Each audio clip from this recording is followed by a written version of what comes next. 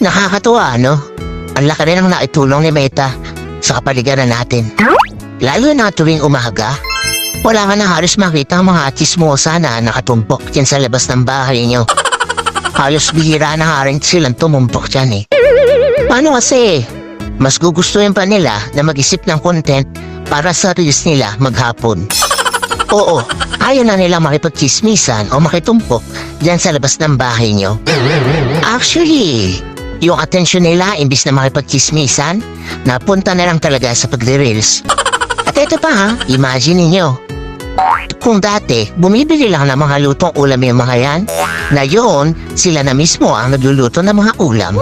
At kahit pritong itlog, inire-reels pa. Ganon kahusay si Meta. At ito ang pinakamalupit.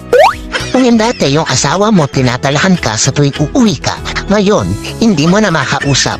Kasi busy na sa pagla-live o hindi kaya busy sa pananood ng live. At ang mas matindi, hanggang madaling araw, nakikipag-engage na lang siya dahil wala na siyang pakialam sa iyo. Ang husay ni Meta, no?